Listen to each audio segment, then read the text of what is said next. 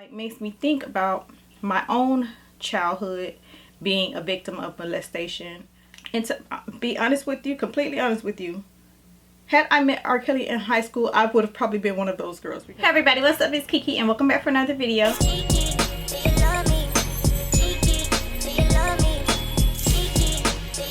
If you're not already subscribed to my channel, make sure you hit that subscribe button and become part of the Keek Squad. Right, and hit that notification bell so that you are notified when I post new videos. Today I'm coming to you guys with a get ready with me, a chit chat get ready with me, discussing the whole Surviving R. Kelly docu-series and my thoughts and opinions being a fan.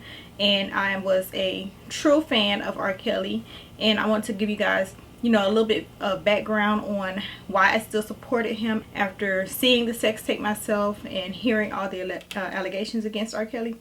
I want to let you guys know, you know, where I am now today with R. Kelly as a fan and all that stuff. So if you guys want to see me get ready as well as chit chat, keep watching. Okay, so it's been a minute since I've done a get ready with me, especially a chit chat get ready with me. So I'm just going to go ahead and do my skin because my skin is not in the best condition right now. I haven't been really taking care of it.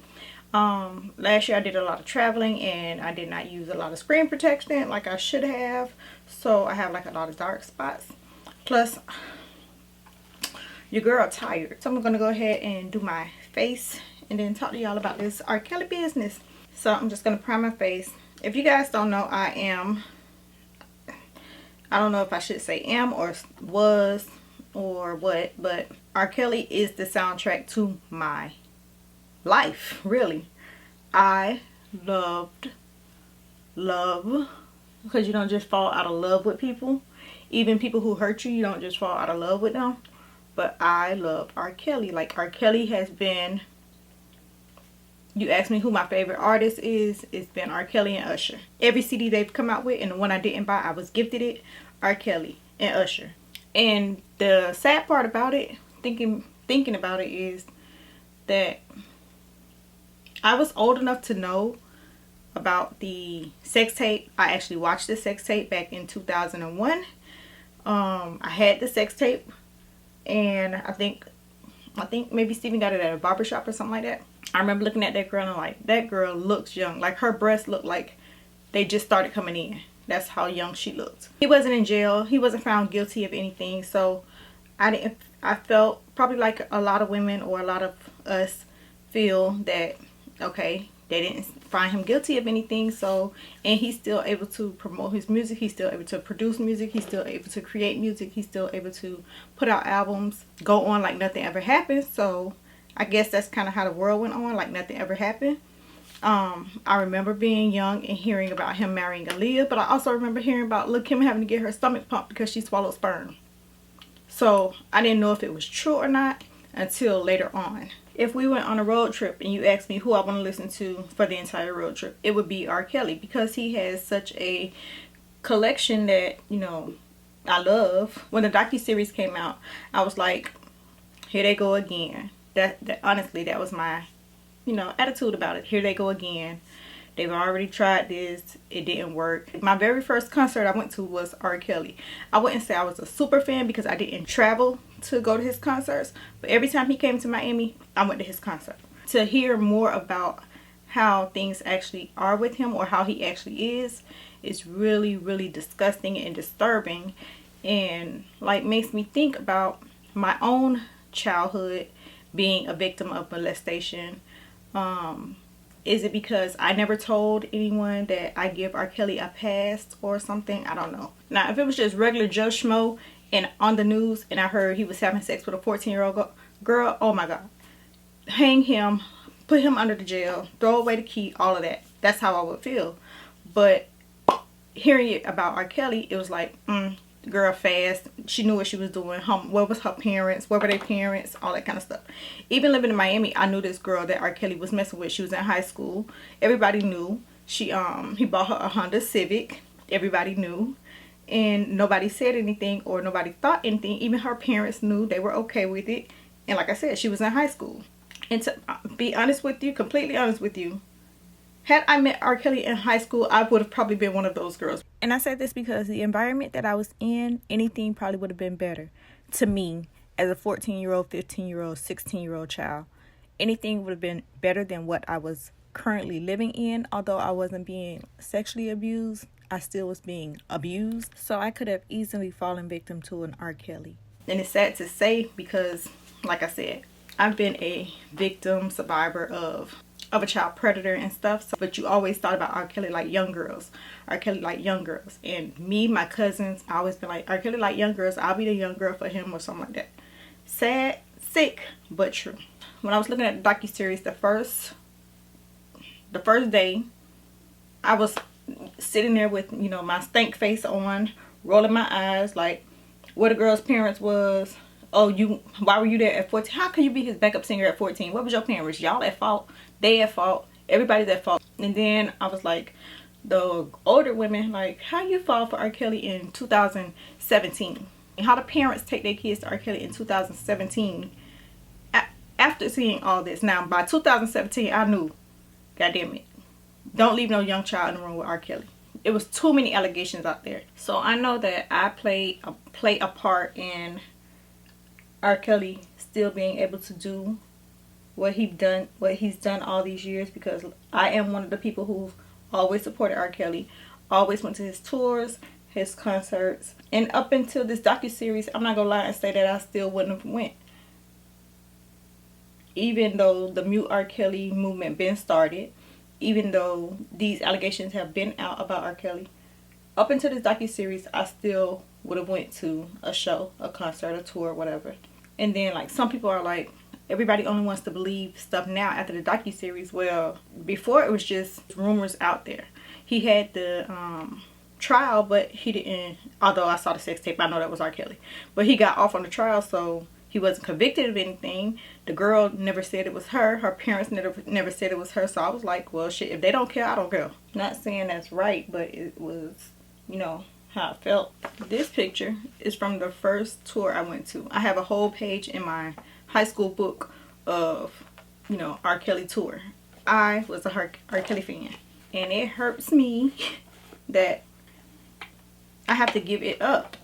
I don't want to lie and say that I'm never ever going to listen to R. Kelly again. With the Mute R. Kelly, if we give up R. Kelly's music, muting R. Kelly's music, we have to mute Aaliyah's album, we have to mute B2K, we have to mute Change Your Faces, we have to mute Tyrese, some of their songs, Jennifer Hudson, Marvin Sapp, Maxwell. There are a lot of people that R. Kelly wrote for, a lot, and we would have to mute those artists' songs as well.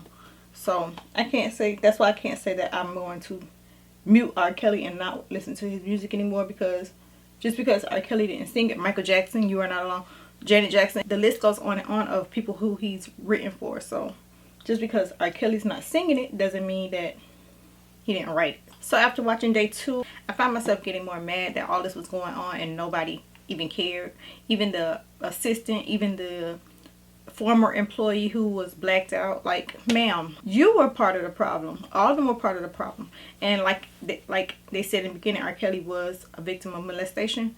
But that doesn't necessarily mean, I don't know, I can't say how certain people react to things, because like I said, I was a victim of molestation, but that didn't make me a molester or make me target or sexual predator. My brother and I was raised identically the same way. Same mom, same dad. Both of us raised by our grandmother. Both of us abused the same way. He chose a different path in life than I did. So I can't say how all victims handle their situation, how it changes them or what it does to them. He should have gotten help. And I don't think that we should have definitely still supported him after all those allegations had come out. I never in my life stayed at a friend's house. Ever. Never stayed at a friend's house overnight. Never. High school, junior high, middle school, never stayed at a friend's house. And I'm the same way with my boys. Like, I am so overprotective of them because I know it's crazy people out there. And I have what's called parental paranoia. Like, I track my kids all day long. As soon as they leave, they have to call me. Oh, it's bad. Like, I need therapy. That's one of my gifts to myself this year. I need therapy. I could never not, like, just my kids be gone somewhere for hours or days or weeks and not know where they at. Especially as young as 14, 15, 16, shit, even 17. But I can see how girls are, because One time my uncle owned a nightclub, and I think I was 17, my cousin was 16. We were in the nightclub and we were in VIP. It was probably, I hardly went out as a teenager, so it was like one of those times. And Drew Hill was there. We were in VIP with Drew Hill. Cisco asked us to go back to the hotel room with him. I wanted to go. I did not want to have sex. I just wanted to go, just to say I went back with Drew Hill. And to think about that now, what the hell? Why would I want to go knowing that I wasn't going to have sex with them? That's my whole mindset as a teenager, that, oh, I can go, but I'm not going to have sex with them, and they're not going to care. He wasn't inviting us back to his room for goddamn tea and crumpets. That's the mind of a teenager. You can be so starstruck by these people that you do things that you know you shouldn't do or not supposed to do. But like I was saying with the girl who was 14 years old at R. Kelly's trial, I could see how she fell victim to him, even though she was at the trial for a child pornography case. And then she wound up being a victim of his abuse and stuff because she was a super fan. Like, she loved him. She thought, oh my God, this R. Kelly. Like I was saying about the mute R. Kelly, what I will say is I will not go to an R. Kelly tour. I will not purchase another R. Kelly album. From what I hear, he does not get money from the streams. I'm not going to actively look for R. Kelly's music. I have a whole different outlook on R. Kelly and the situation than I did prior to watching the docuseries. Like, I'm so disgusted in him. Even after seeing the sex tape, because it wasn't like a super clear sex tape. It was always that, is it him? Is it somebody else? That just made it not real, I guess. So I just put my lashes and stuff on. But even though I do have a lot of questions still, because like some things just don't make sense, I don't want to be a part of the problem anymore that has excused R. Kelly's bad behavior. For instance, his ex-wife, Andrea Kelly. She holding on to that last name, ain't it? Okay, her kid's last name is Kelly, but ma'am, you're holding on to that last name because Kelly does get you somewhere. Let's be real. Kelly does get you something. If your name was back to Andrea Lee, nobody would know who you are. So you're holding on to that last name for a reason, for the benefits.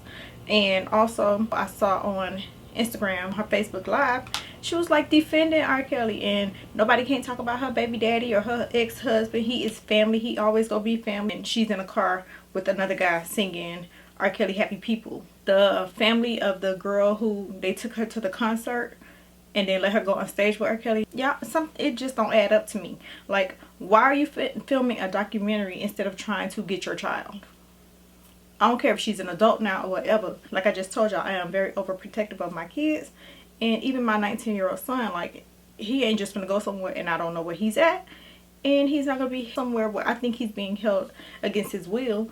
And I don't try to get him back. Like, bang, bang, let's go. I'm going to die for my son. I'm going to die for my kids. There's nobody who's going to be able to, you know, manipulate my kids to do something they don't want to do. And I stand by and watch it. 3 years, they haven't seen their daughter. And Kanye voice, that sounds like a choice.